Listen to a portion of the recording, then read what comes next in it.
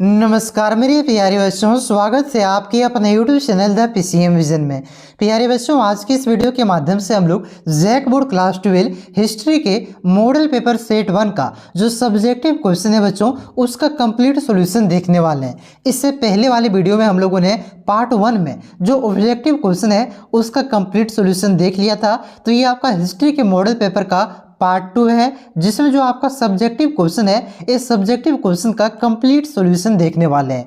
तो वीडियो पे आप लोग अंत तक बने रहें और इस चैनल पे पहली बार आए तो चैनल को सब्सक्राइब करके बेल आइकन को प्रेस जरूर कर लीजिएगा, क्योंकि इसी चैनल के माध्यम से आपका क्लास 12 बोर्ड एग्जाम 2025 का कंप्लीट तैयारी होने वाला है। तो चैनल पे आप लोग नए हैं तो सब्सक्राइब जरूर कर लीजिएगा और इस वीडियो को लाइक करके सभी दोस्तों में शेयर जरूर कर दीजिएगा। तो चलिए शुरू करते हैं और एक एक करके सारे क्वेश्चन को हम लोग यहाँ पे देखते हुए चलते हैं। तो देखिए बच्चों, जो आपका सब्जेक्टिव क्वेश्चन है ना, एक क्वेश्चन आपका क्वेश्चन नंबर 31 से शुरू हो रहा है। ठीक है, आप लोग यहाँ पे देख सकते हैं। सबसे पहले आपका अति लघु उत्तरीय प्रश्न है, यानी कि 2 नंबरिया क्वेश्चन है, फिर आपका 3 नंबरिया क्वेश्चन है और फिर आपका 5 नंबरिया क्वेश्चन है। तो चलिए एक एक करके सारे क्वेश्चन के सॉल्यूशन को हम लोग यहाँ पे देखते हुए समझते हुए चलते हैं।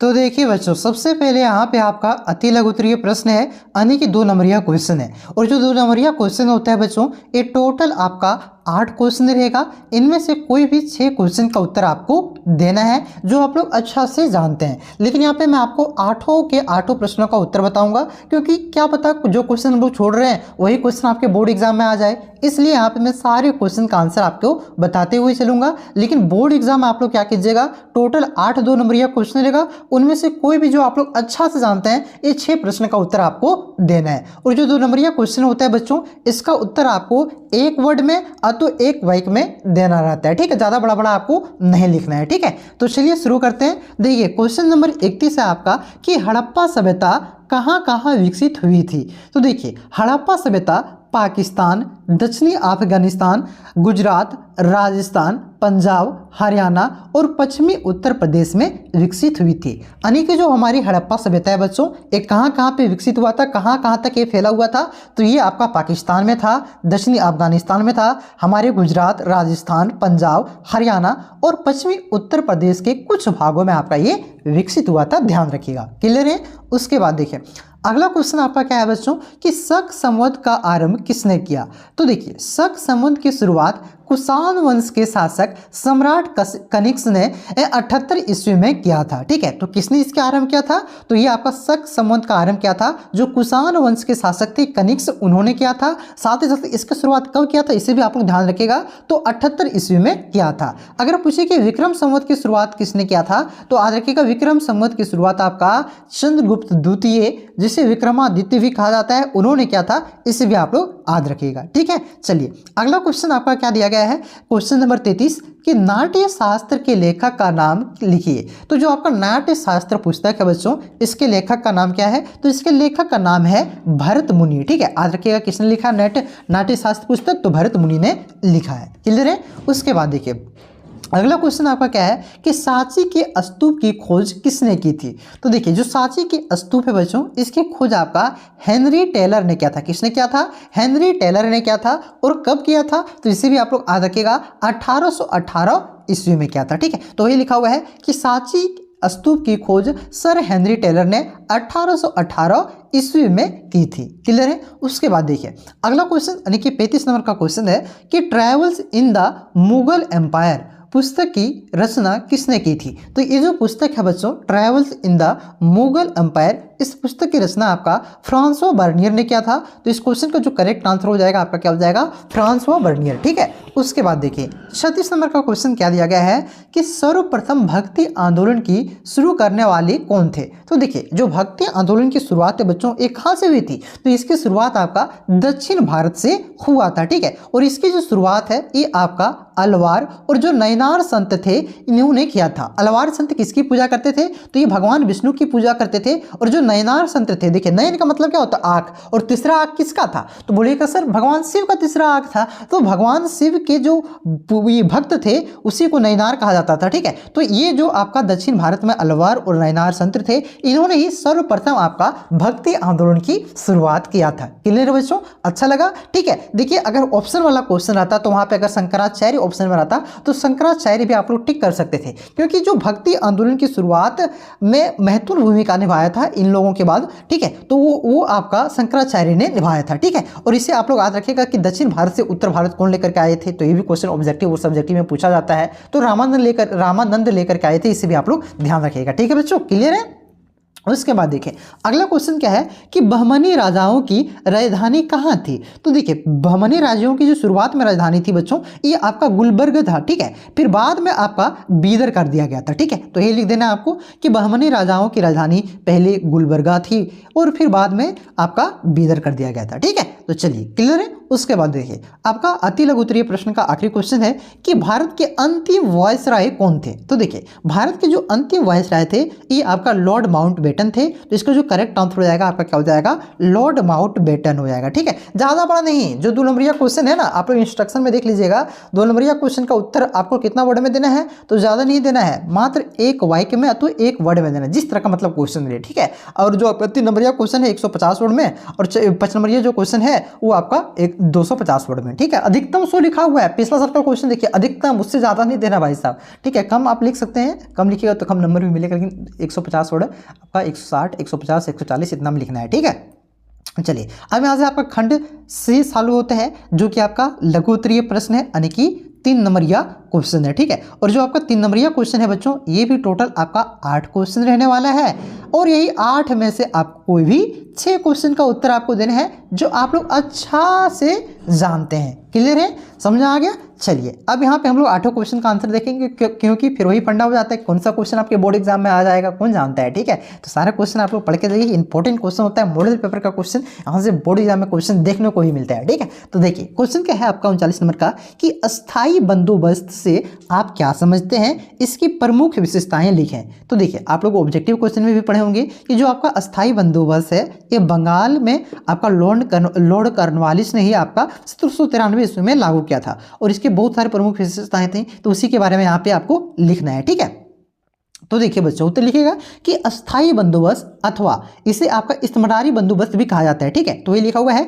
कि अस्थायी बंदोबस्त अथवा इस्तमरारी बंदोबस्त ईस्ट इंडिया कंपनी और बंगाल के जमींदारों के बीच कर वसूलने यानी कि टैक्स वसूलने से संबंधित एक अस्थायी व्यवस्था हेतु समझौता था, जिसे बंगाल में लॉर्ड कॉर्नवालिस ने के द्वारा 1793 को लागू किया गया था। तो ये अस्थायी बंदोबस्त क्या था, तो ये आपका ईस्ट इंडिया कंपनी और जो बंगाल के जमींदार थे, तो इन दोनों के बीच आपका क्या कर सकते हैं, एक व्यवस्था थी जो कि कर वसूलने से संबंधित था। ठीक है, और इसको लागू किसने किया था, तो लॉर्ड कॉर्नवालिस ने लागू किया था। और कब किया था भाई साहब, तो 1793 ईस्वी में क्या था। ठीक है, तो ये आपका हो गया स्थायी बंदोबस्त क्या था।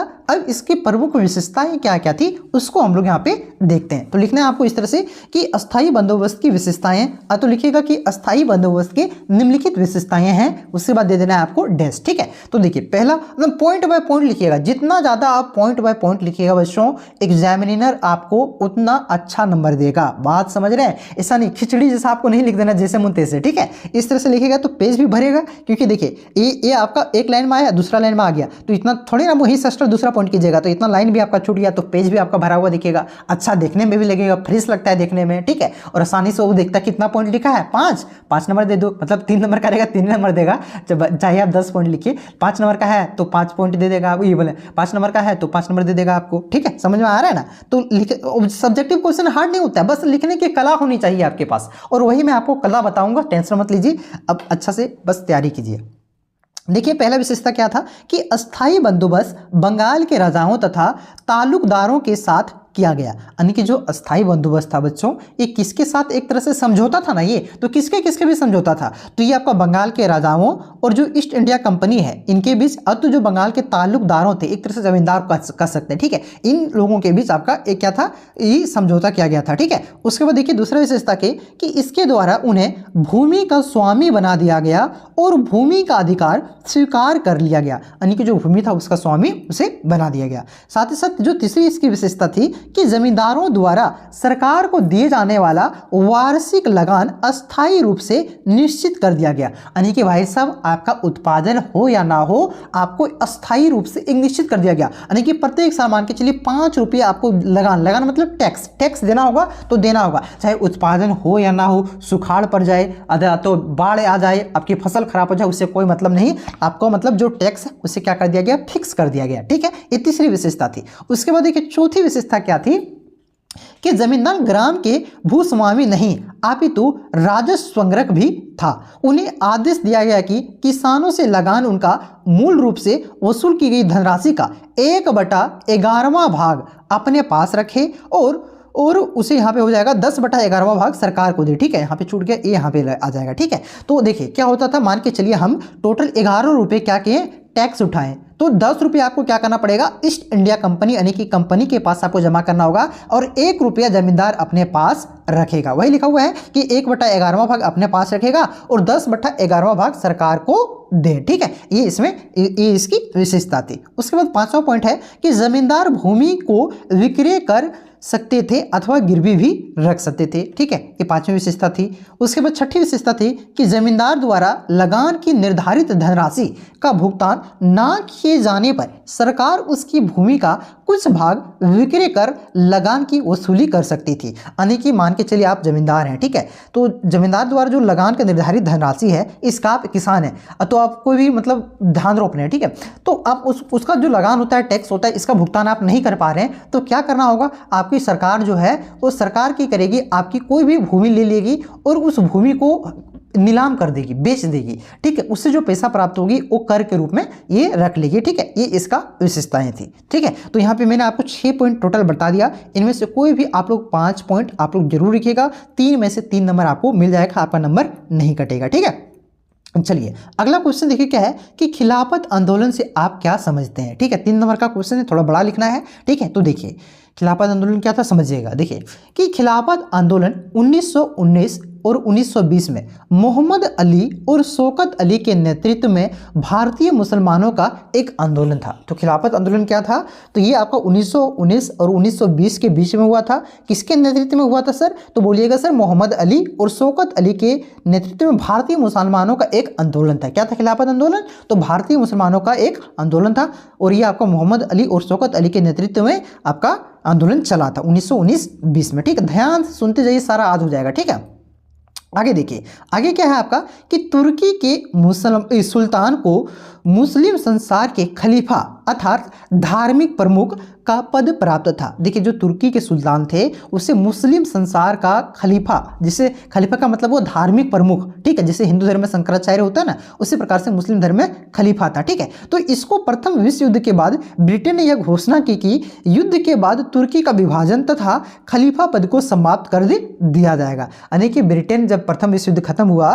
तो उसके बाद यहाँ पे जो ब्रिटेन था, ब्रिटेन ने घोषणा किया कि जो तुर्की जो थोड़ा सा बड़ा देश था, इसका क्या कर दिया जाएगा, विभाजन कर दिया जाएगा और जो आपका खलीफा का पद है उसे समाप्त कर दिया जाएगा। ठीक है, तो किसी धर्म से खिलवाड़ कर रहा है तो धर्म से ठेस तो पहुंचेगा ही। तो मुस्लिमों में इससे नाराजगी पैदा हुई और क्या हुआ कि आपका जो मुस्लिम थे इन्होंने अंग्रेजों का विरोध करना शुरू कर दिया, आंदोलन करना शुरू कर दिया। ठीक है, तो वही लिखा हुआ है कि ब्रिटेन की इस घोषणा से भारतीय मुसलमानों को ठेस पहुंचा, अतः उन्होंने ब्रिटेन के खिलाफ आंदोलन चलाने का निश्चय किया, जो खिलाफत आंदोलन के रूप में सामने आया। चूंकि यह खलीफा का पद के संरक्षण के पक्ष में किया गया आंदोलन था, अतः इसे खिलाफत आंदोलन कहा गया। यानी कि ये खलीफा के पद के संरक्षण में आंदोलन किया गया था, इस वजह से इस आंदोलन का नाम क्या पड़ा, खिलाफत आंदोलन इसका नाम पड़ा। ठीक है, वहीं देखिए आगे कि कांग्रेस ने इस आंदोलन का समर्थन किया और महात्मा गांधी ने इसे असहयोग आंदोलन के साथ विलय करा लिया। 1920 में ही आपका असहयोग आंदोलन की शुरुआत हुई थी, तो महात्मा गांधी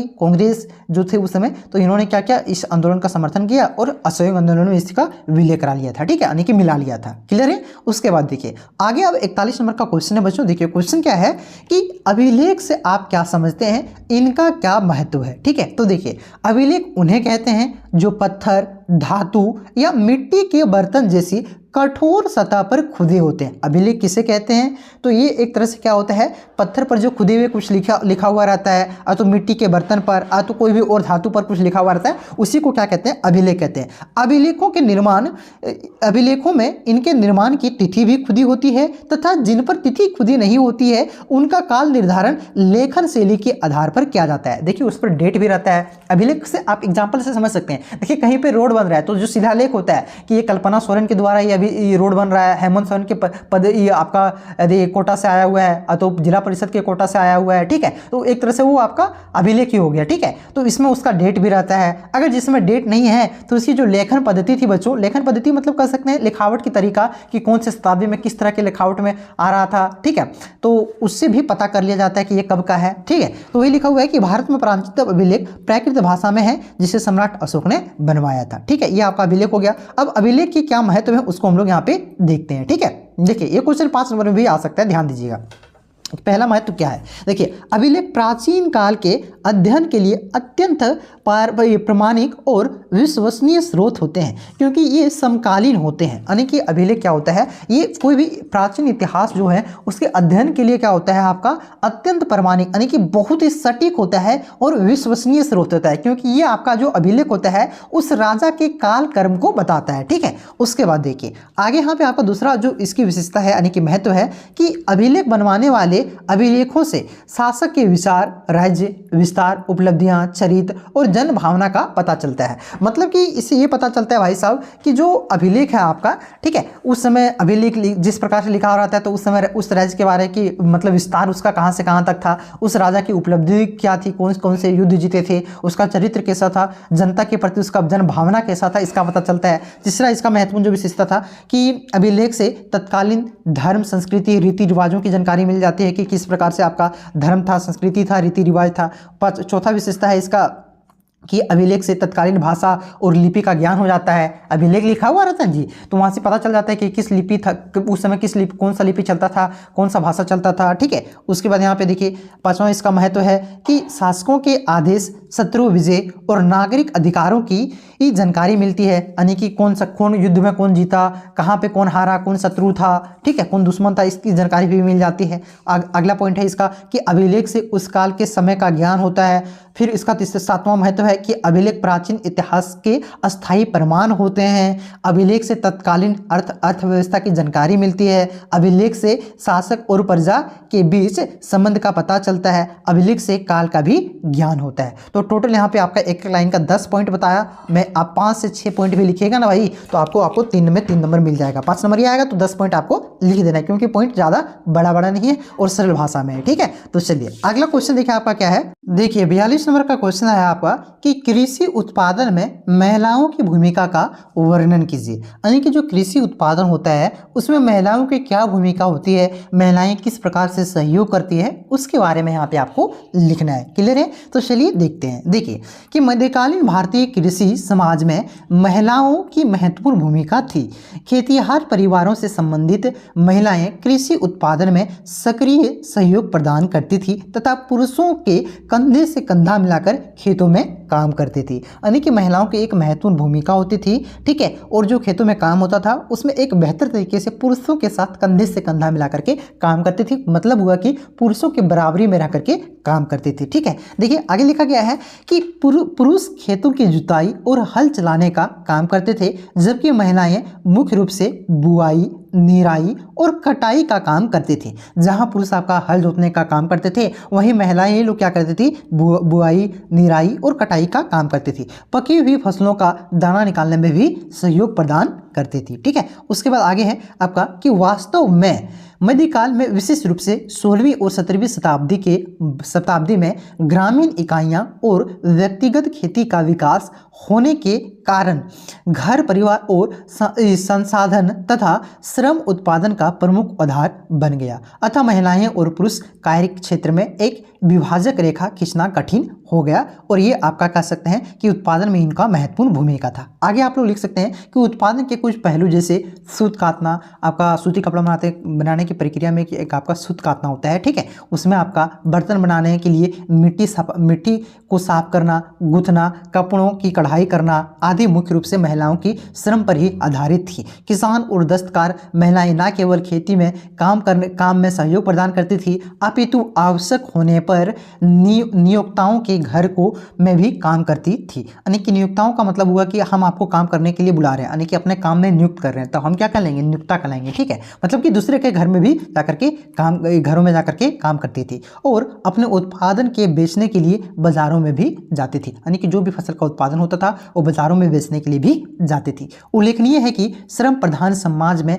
महिलाओं को श्रम एक महत्वपूर्ण संसाधन समझा जाता था, क्योंकि उनमें बच्चे उत्पन्न करने की क्षमता होती थी। किंतु हमें यह याद रखना चाहिए कि महिलाओं की जैव वैज्ञानिक क्रियाओं से संबंधित पूर्वाग्रह अब भी विद्यमान थे। उदाहरण के लिए पश्चिमी भारत में राजवलसा महिलाएं हल और कुम्हार के चाक को नहीं पकड़ सकती। आज भी गांव में आप लोग देख सकते हैं कि जो महिलाएं थी आपका हल नहीं चला सकती है, इस तरह से मान्यता है, लेकिन अब चलाते हैं, ठीक है। और आपका जो कुम्हार का जो चाक होता है जिससे बर्तन बनते हैं वो नहीं पकड़ सकती है, इस प्रकार की मान्यताएं थी, अभी भी है कुछ जगह पर, ठीक है। लेकिन अब धीरे धीरे ये सारे टूटते चले जा रहे हैं। देखिए इस प्रकार से बंगाल के में महिलाओं को मासिक धर्म की अवधि में पान बगानों में जाने की मनाही थी। यानी कि जो पीरियड्स के टाइम होता है उसमें आपका जो पान बगान थे उसमें जाने का मना था, ठीक है। तो इस प्रकार से आपका कृषि कार्यों में भारतीय महिलाओं के ही महत्वपूर्ण भूमिका थी, महत्वपूर्ण योगदान था, इस प्रकार से आप लोग लिख सकते हैं। क्लियर है। उसके बाद देखिए अगला क्वेश्चन क्या है कि संविधान सभा की प्रमुख समितियों का वर्णन करें। देखिए मैंने आपको बताया था कि संविधान सभा का जब गठन किया गया था तो उसके अंतर्गत आपका विभिन्न प्रकार के समिति थे, जैसे प्रारूप समिति हो गया, झंडा समिति हो गया, मसूदा समिति हो गया, ठीक है, आपका संघ समिति हो गया, तो बहुत प्रकार के समिति थे, वो संचालन समिति हो गया, तो उसी के बारे में यहाँ पे आपको लिखना है, ठीक है। तो देखिए कि संविधान के निर्माण का कार्य करने के लिए अनेक समितियां बनाई गई जिनमें से प्रमुख थी, ठीक है, जिनमें से कुछ प्रमुख था, सारा नहीं लिखना है, 3 नंबर का क्वेश्चन है, कुछ आपको लिखना है। देखिए पहला यहाँ पे पॉइंट देके लिखिएगा। देखिए डॉक्टर राजेंद्र प्रसाद की अध्यक्षता में आपका संचालन समिति की गठन किया गया था, ठीक है। पंडित जवाहरलाल नेहरू की अध्यक्षता में आपका संघ संविधान समिति का गठन किया गया था। सरदार वल्लभ भाई पटेल की अध्यक्षता में आपका प्रांतीय संविधान समिति और आपका यहाँ पे लिख सकते हैं अल्पसंख्यक समिति का भी गठन किया गया था। उसके बाद आपका चौथा पॉइंट था कि जेवी कृपलानी की अध्यक्षता में आपका राष्ट्रीय ध्वज समिति, यानी कि ध्वज का निर्माण किस प्रकार से हो इसका यहाँ पे गठन किया गया था। पांचवा है कि भीमराव अंबेडकर की अध्यक्षता में 7 सदस्यों की प्रारूप समिति का गठन किया गया था। प्रारूप समिति डायरेक्ट क्वेश्चन पूछता है कि प्रारूप समिति का अध्यक्ष कौन थे, तो याद रखिएगा भीमराव अंबेडकर, ठीक है। तो इस प्रकार से आप लोग लिख सकते हैं। अगला क्वेश्चन देखिए क्या है कि किताब उल हिंद पर एक लेख लिखें, यानी कि किताब उल हिंद पर आपको टिप्पणी लिखना है। टिप्पणी लिखना है कि किताब उल हिंद में किसके बारे में बताया गया है, क्या क्या उसमें बताया गया है, कितना अध्याय है, इस तरह से, ठीक है। चलिए देखिए कि किताब उल हिंद पुस्तक की रचना अल बरूनी ने सुल्तान मोहम्मद गजनवी के शासनकाल में की थी, ठीक है। एकदम सीधा आपको लिखना है, तो आप पॉइंट दे करके लिख सकते हैं। एक पॉइंट यहाँ पे बना लीजिए, एक पॉइंट यहाँ पे बना लीजिए, ठीक है। सर टाइपिस्ट ने सारा मिला दिया है, पॉइंट बना करके आप लोग लिखिएगा, ठीक है। तो किताब उल हिंद की रचना किसने किया है, फर्स्ट लिखना है आपको, अल बरूनी ने किया है। और ये जो आपका अल बरूनी थी ये किसके शासनकाल में इस पुस्तक की रचना किया था, तो सुल्तान जो मोहम्मद गजनवी थे इसके शासनकाल में की थी, ठीक है। देखिए अब पुस्तक के बारे में लिखना है कि अल बरूनी ने इस पुस्तक की रचना कौन से भाषा में क्या है, तो अरबी भाषा में की थी। यह पुस्तक 80 अध्यायों और अनेक उप अध्यायों में विभक्त है। इस पुस्तक से मोहम्मद गजनवी के आक्रमण के समय भारतीय समाज एवं संस्कृति की महत्वपूर्ण जानकारी मिलती है। यानी कि इस पुस्तक से हमें क्या जानकारी मिलती है, तो जिस समय मोहम्मद गजनवी ने भारत में आक्रमण किया था, लगभग कह सकते हैं 10वीं शताब्दी में, ठीक है, या तो 11वीं शताब्दी के बीच में ही, तो उस समय भारत की जो समाज थी वहाँ पे रहन सहन के साथ ही, संस्कृति के साथ ही, उसके बारे में इससे हमें जानकारी मिलती है, ठीक है। आगे देखिए इसमें क्या लिखा गया है कि अल बरूनी अपनी पुस्तक में भारतीय समाज, रहन सहन, खान पान, वेशभूषा, सामाजिक प्रथाओं, त्यौहार, धर्म दर्शन, कानून, अपराध, दंड, ज्ञान, विज्ञान, खगोल शास्त्र, गणित, चिकित्सा, रसायन, दर्शन आदि का वर्णन करते हैं। यानी कि सारा कुछ का वर्णन इस पुस्तक में कौन करते हैं? आपका अल-बरूनी करते हैं। ठीक है, उसके बाद आगे लिखा है कि वे भारत में प्रचलित विभिन्न संवतों, यहाँ की भौगोलिक स्थिति, महत्वपूर्ण नगरों और उनके बीच की जो दूरी थी भी उसका भी उल्लेख करते हैं। चूंकि यह पुस्तक मोहम्मद गजनवी के शासनकाल में लिखी गई थी, परंतु इनके मोहम्मद गजनवी के क्रियाकलापों अदा-कदा का ही उल्लेख मिलता है। मतलब बहुत ही कम मोहम्मद गजनवी का उल्लेख यहाँ पे इसमें मिलता है, क्योंकि मोहम्मद गजनवी उस तरह से भारत में शासन नहीं किए थे। ठीक है, और यहाँ पे सिर्फ भारत की जो कला संस्कृति थी उसी के बारे में यहाँ पे जानकारी इस पुस्तक में मिलती है। इस पुस्तक से तत्कालीन राजनीतिक इतिहास के अध्ययन में बहुत ही अधिक सहायता नहीं मिलती है, परंतु भारतीय समाज और संस्कृति के अध्ययन के लिए किताब उल हिंद अत्यंत महत्वपूर्ण पुस्तक है। ठीक है, मतलब इससे जो तत्कालीन राजनीतिक स्थिति थी, कौन से राजा कहाँ शासन करते थे, ठीक है, वहाँ पे किस प्रकार से मतलब राजा की क्या कूटनीतिक चाल होती थी, उसके बारे में खास जानकारी नहीं मिलती, पर भारत के लोगों का समाज और संस्कृति के बारे में इससे एक महत्वपूर्ण जानकारी मिलती है। ठीक है, तो ये हो गया आपका 44 नंबर क्वेश्चन का आंसर। अब चलिए 45 नंबर क्वेश्चन के आंसर को हम लोग देखते हैं। ठीक है, 45 नंबर का क्वेश्चन क्या है बच्चों कि महाभारत के महत्व पर प्रकाश डालिए। जो महाभारत पुस्तक है हिंदू धर्म का एक महत्वपूर्ण पुस्तक है, जिसकी रचना किसने किया है? हाँ जी, वेद व्यास ने किया है। ठीक है, तो इसका भारतीय समाज पर किस प्रकार से महत्व है उसके बारे में यहाँ पे आपको लिखना है। ठीक है, तो देखिए, महाभारत भारतीय संस्कृति और हिंदू धर्म के विकास का लेखा जोखा है। ठीक है, जो महाभारत पुस्तक है ये भारत की संस्कृति और जो आपका हिंदू धर्म का है उसके विकास का क्या है? एक तरह से लेखा जोखा है। ठीक है, आगे देखिए इसमें क्या लिखा गया है कि यह एक बहुयामी ग्रंथ है। ठीक है, बहुयामी ग्रंथ जिससे हमें बहुत सारे प्रश्नों का जवाब मिलता है। इसमें समाज के सभी अंग जैसे राजनीति, धर्म, दर्शन तथा आदर्श की झलक मिलती है। इसमें युद्ध व शांति, सद्गुण व दुर्गुण की व्याख्या की गई है। भारतीय इतिहास का महत्वपूर्ण स्रोत है। देखिए, आप इसी के अंतर्गत आपका गीता आता है। ठीक है, तो उससे आप शांति किस प्रकार से पा सकते हैं, युद्ध के बारे में उसमें बताया गया है। लगभग गीता पढ़िएगा ना तो आपके मन शांत रहेगा और इसमें आपके सारे प्रश्नों का जवाब आपको मिल जाएगा। ठीक है, उससे आगे लिखा गया है कि रूपक कथाएं संभवतः काल्पनिक है, यानी कि जो भी रूपक कथाएं संभवतः काल्पनिक है। निश्चित रूप से सामाजिक मूल्यों के अध्ययन के लिए महाभारत एक अच्छा स्रोत है। इस प्रकार महाभारत की महत्ता को समझा जा सकता है। क्लियर है बच्चों? उसके बाद देखिए, अब आपके यहाँ पे 46 नंबर का क्वेश्चन है। ठीक है, देखिए क्वेश्चन क्या है आपका 46 नंबर का कि आम लोग विभाजन को किस तरह से देखते थे। देखिए 1947 में जो हमारा अखंड भारत था एक तरह से, ठीक है, इसका आपका दो भागों में विभाजन हो जाता है। एक पाकिस्तान बन जाता है और एक आपका जो बचा हुआ भाग रहता है हमारा भारत रहता है। ठीक है, तो जो विभाजन 1947 का जो विभाजन था तो इसका आम लोगों पर किस प्रकार से प्रभाव पड़ता है, आम लोग इस विभाजन को किस प्रकार से उस समय देखते हैं, उसके बारे में लिखना है। ठीक है, तो देखिए बच्चों, इसको आप लिख सकते हैं, पॉइंट बाय पॉइंट लिखना है। ठीक है, देखिए आम लोग विभाजन को विभिन्न नजरों से देख रहे थे। ठीक है, किस प्रकार से देख रहे थे? तो पहला पॉइंट में आपको लिखना है कि कुछ लोगों को लगता था कि शांति के स्थापित होते ही वे अपने अपने घरों को लौट जाएंगे, वे इसे कोई अस्थायी प्रक्रिया नहीं मान रहे थे। देखिए विभाजन आपका धर्म के नाम पर हुआ था। जो पाकिस्तान बना था ना ये मुस्लिम धर्म लोगों के लिए बना था और जो हिंदुस्तान बना था ये आपका हिंदू धर्म के लिए बना था। ठीक है, एक तरह से इसी तरह का मैटर था, ज्यादा कुछ लंबा बात नहीं बोलेंगे इसमें। ठीक है, इसी तरह का आपका मैटर था। तो बहुत सारे जो पाकिस्तान में हिंदू थे वो भारत की तरफ आने लगे, बहुत सारे भारत में जो मुस्लिम थे ये पाकिस्तान जाने लगे। तो कुछ लोगों को लग रहा था कि ये आपका अस्थायी रूप से हो रहा है, यानी कि कुछ दिन के बाद शांति प्रक्रिया स्थापित हो जाएगी और हम क्या करेंगे, फिर से जो हमारा भारत में जो मुसलमान रहते थे वो भारत लौट जाएंगे और जो पाकिस्तान में हिंदू रहते थे वो आपका हिंदुस्तान मतलब पाकिस्तान लौट जाएंगे। ठीक है, लेकिन ये आपका अस्थायी प्रक्रिया थी। ठीक है, ये मान रहे थे। उसके बाद आपका विभाजन के दंगों से बचे कुछ लोग इसे मारा मारी, मार्शल लॉ, रोला, हुल्लड़ आदि के शब्दों से संबोधित कर रहे थे।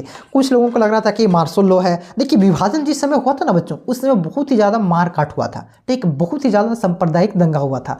यहाँ मतलब जो मुस्लिम लोग हैं और हिंदू लोग हैं एक दूसरे पर आपका काटा काटी जैसे वार करते थे, लोगों को काट रहे हैं, पीट रहे हैं, मार रहे हैं, यहाँ से पाकिस्तान भेज रहे हैं, पाकिस्तान से उधर से भारत भेज रहे हैं। ठीक है, महात्मा गांधी जो थे उसकी वजह से एक तरह से कह सकते हैं अभी भी हमारा देश क्या है आपका धर्मनिरपेक्ष, यहाँ पे मुस्लिम भी रहते हैं और आपका हिंदू भी रहते हैं। ठीक है, आगे देखिए इसमें लिखा है कि कुछ लोग इसे एक प्रकार का गृह युद्ध मानते थे, क्योंकि बहुत ज़्यादा लड़ाई झगड़ा हो रहा था, तो कुछ लोग गृह युद्ध मानते थे। तो कुछ लोग ऐसे भी लोग थे जो स्वयं को उजड़ा हुआ और असहाय अनुभव कर रहे थे। उनके लिए यह विभाजन बचपन की आदत छीनने वाला था तथा मित्रों तथा रिश्तेदारों को तोड़ने वाला मान रहे थे। देखिए कुछ लोगों को लग रहा था कि मतलब ये हमारा त्रासदी है, उजड़ गए हम। क्या कि देखिए अब यहाँ पे एक गांव है, ठीक है, उसमें हिंदू लड़के भी रहते हैं और मुस्लिम लड़के भी रहते हैं। अब क्या हुआ, बंटवारा हुआ, तो मुस्लिम लोगों को पाकिस्तान जाना पड़ा और हिंदू लोग यहीं रहे, तो इससे बहुत सारे दोस्त अब क्या कि बिछड़ गए। कुछ लोग का क्या हुआ, आपका कुछ ये सब जो सांप्रदायिक दंगे हुए उसमें कुछ लोग के 2-4 भाई थे, वो 2 भाई पाकिस्तान चले गए, 2 भाई यहीं लुढ़क करके रह गए। तो बहुत सारे मतलब कह सकते हैं बचपन की आदत छीनने वाला था, मित्रों तथा रिश्तेदारों को तोड़ने वाला भी रहा था, ठीक है, इस प्रकार से था। तो ये आपका हो गया आपका 46 नंबर का आंसर, ठीक है। तो यहाँ पे हम लोग इसको बस यहीं पे अंत करते हैं। बाकी बात जो आपका खंड ग है बच्चों, ठीक है, जो आपका प्रश्न नंबर या क्वेश्चन है दीर्घ उत्तरीय प्रश्न है, उसको हम लोग नेक्स्ट वीडियो में देखेंगे। वीडियो आपका लगभग आधा घंटा का हो चुका है। इतने लंबे वीडियो आप भी देखते हुए बोर हो जाएंगे, ठीक है। आप इसके बाद क्या कीजिए, 10 मिनट रुकिए, इसके बाद जो हम तुरंत इसका वीडियो यहाँ पे देखिए 47 नंबर से जो आपका क्वेश्चन है, ठीक है, इस सारा क्वेश्चन का आंसर मैं यहाँ पे आपको अपलोड कर रहा हूँ, सारा कुछ PDF बना हुआ है, ठीक है। तो इसके बाद का जो क्वेश्चन का आंसर है ये कुछ देर के बाद मैं आपको अपलोड कर रहा हूँ, उसे आपको देख लीजिएगा। नीचे डिस्क्रिप्शन में प्ले लिस्ट का लिंक मैं आपको दे दूंगा, और तो यहाँ पे बगल में आपको यहाँ पे दिख रहा होगा, इस पे आप लोग क्लिक करके पार्ट 2 देख सकते हैं। तो चलिए मिलते हैं नेक्स्ट वीडियो में, तब तक के लिए जय हिंद, जय भारत, जोहार झारखंड।